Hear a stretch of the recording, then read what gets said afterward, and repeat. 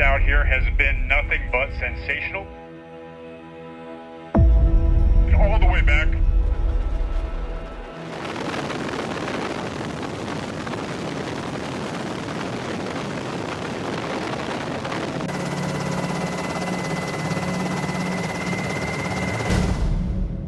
"5,000 sailors, one ship, zero stores, zero restaurants, zero privacy, and yet every single day, this floating city manages to serve 17,000 meals, run hundreds of toilets, and put thousands of people to sleep in steel bunks stacked 3 high. But here's the catch. The most advanced warship ever built, a $13 billion marvel of American engineering, has a problem so basic it sounds like a bad joke its toilets keep failing. This is the real story of how the U.S. Navy feeds, houses, and cleans an entire city that never touches land. Somewhere in international waters right now, a steel city the size of 3 football fields is moving through the ocean at speeds over 30 knots. On board are more than 4,000 people. Sailors, pilots, mechanics, cooks, doctors, none of whom will set foot on dry land for months. They eat, sleep, work, and sleep again. All inside a sealed metal world that runs 24 hours a day, 7 days a week, with no weekends and no days off. This is the USS Gerald R. Ford, the lead ship of the Navy's newest class of aircraft carriers, and the most expensive warship ever built. Commissioned in 2017 after years of delays, the Ford carries a price tag that ballooned past $12.8 billion in construction costs. With research and development pushing the total even higher, it stretches over 1,100 feet longer than 3 football fields, laid end to end, and is powered by 2 nuclear reactors that give it virtually unlimited range. Officially, its complement runs to 4,539 people, including the air wing. But here's what almost nobody talks about. Behind the fighter jets and the headlines about American naval power, there's a much stranger story. The story of how you actually keep a small city alive at sea. How do you feed thousands of people 3 times a day with no grocery store for 1,000 miles? Where do they sleep when every inch of space is precious? And how do you keep everyone clean when fresh water itself has to be made from the ocean? Let's start with food, because on a ship this size, feeding the crew is basically running a small empire. The galleys aboard a Ford-class carrier serve thousands of meals every single day: breakfast, lunch, dinner, and a 4th meal called mids, short for midnight rations, for the sailors working overnight watches. The kitchens never close because the ship never stops operating. Running this operation takes a small army of culinary specialists, trained at the Navy's dedicated culinary school in Fort Lee, Virginia, where they learn everything from butchery to operating industrial ovens built to withstand the rolling motion of the sea. Once deployed, these cooks often work 12 to 16-hour shifts in galleys where temperatures can climb well past 100 degrees Fahrenheit. The nutritional planning behind all this is its own science. Energy expenditure studies on military personnel have found that male service members can burn an average of around 4,600 calories a day during demanding operations, while women average closer to 2,850, numbers that reflect just how physically demanding life aboard a working carrier really is. Menus are built around these targets and rotated regularly, so sailors aren't eating the same thing on a loop for 6 months straight. Culinary teams also have to account for allergies, religious dietary needs, and the simple fact that feeding thousands of people from across the country means feeding thousands of different tastes. And because the ship can't exactly pull into a parking lot for a grocery run, supplies have to come from somewhere, often in open ocean, and transfers hundreds of thousands of pounds of food across cables strung between the ships. It's one of the most logistically demanding routine operations in the entire Navy, and it has to go right every single time, because there's no backup plan floating nearby. Mealtimes themselves follow a strict hierarchy. Enlisted sailors eat in large mess halls, think a high school cafeteria, but louder and with less elbow room.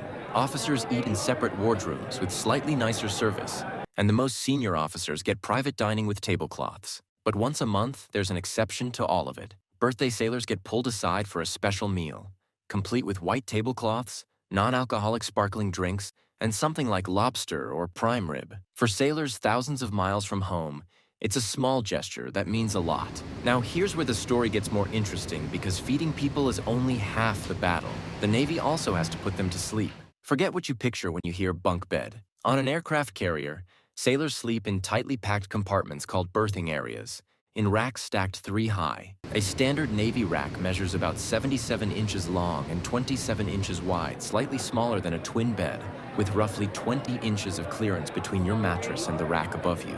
Sailors have nicknamed the bottom and middle racks coffin lockers, and the name isn't much of an exaggeration. Each person gets one small storage locker for everything they own for the entire deployment. Older Nimitz-class carriers, which the Ford class is gradually replacing, crammed up to 180 sailors into a single berthing compartment. The Ford class improved on this with smaller, quieter 40-person units still communal, but a meaningful step up in terms of noise and privacy. Many of these spaces sit deep inside the ship, far below the flight deck, which means sailors can go weeks without seeing natural sunlight. Everything waking, working, sleeping happens under artificial light. Sleep itself is a constant negotiation with noise. Fighter jets launching and landing on the flight deck above create a sound that sailors who've worked the deck describe as almost impossible to fully get used to.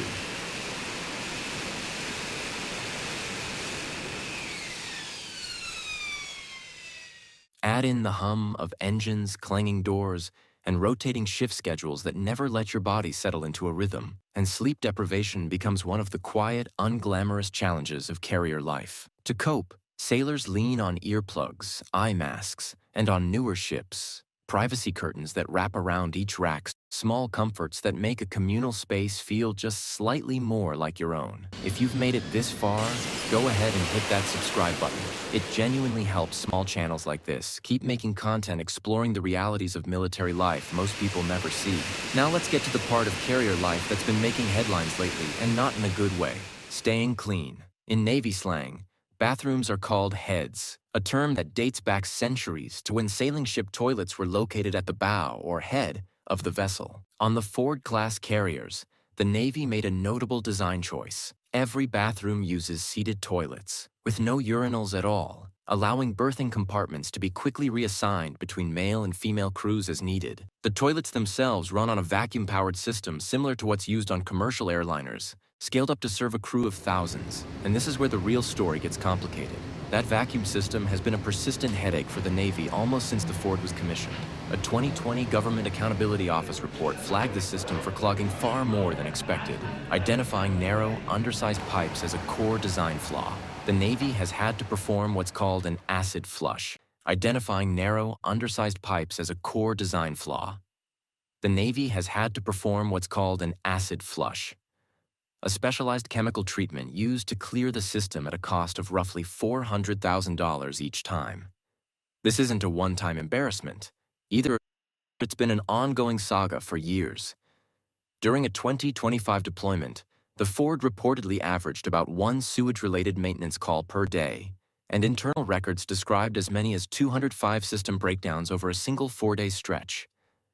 Officials have traced much of the problem to a combination of calcium buildup in the pipes and sailors flushing items that shouldn't go down a toilet at all: clothing, mop heads, even a length of rope. When sections of the system go down, multiple bathrooms can be knocked out at once, forcing sailors to walk several decks to find a working facility. Most recently, the Ford returned home to Norfolk, Virginia after an 11-month deployment, the longest by a U.S. carrier since the Vietnam War. And the Navy has said the ship will finally undergo serious repairs and upgrades to the troubled system now that it's back in port, since the acid flush treatment can't safely be performed at sea. Be honest, when you think about a $13 billion warship packed with nuclear reactors and electromagnetic catapults, the toilets don't work probably isn't the headline you expected. But it's a reminder that even the most advanced machines in the world are still, at the end of the day, machines. And they break in surprisingly mundane ways. Showers face their own version of the same resource challenge. Fresh water aboard a carrier comes from desalination, and even with that capability, sailors are trained to take what's known as a Navy shower. Water on just long enough to get wet, off while soaping up, then back on briefly to rinse. The whole process uses a fraction of the water a normal shower would, which matters enormously when you're sharing a handful of shower stalls with 80 to 100 other people in your berthing area. Then there's laundry, arguably the least glamorous job on the entire ship.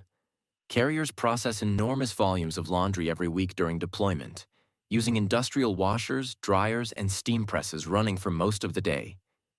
The laundry facilities sit deep below the waterline, where temperatures regularly climb into the 120s. and the Navy enforces strict shift limits to protect workers from heat-related illness. Despite the Navy's best efforts, items routinely get lost in the system, which is why many sailors quietly hand-wash their own uniforms in berthing area sinks, technically against the rules, but a common workaround anyway. Beyond the basics, a modern carrier really does function like a self-contained town.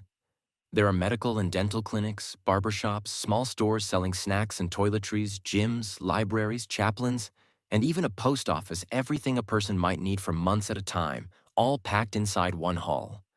So why does any of this matter? Because none of the technology, the nuclear reactors, the $13 billion price tag, the ability to launch up to 270 sorties in a single day during surge operations means anything without the thousands of ordinary people living inside that hull, doing unglamorous jobs in cramped spaces far from home for months on end. The Navy has learned, sometimes the hard way, that morale isn't a luxury, it's a readiness issue. Better food, smaller berthing units, Wi-Fi access, and yes, eventually fixing the toilets, aren't nice-to-haves. They're part of what keeps a warship and the people who run it actually functional. Which side are you on? Do you think the Navy's spending priorities on these new carriers have been worth it, given the ongoing problems? Let us know what you think in the comments.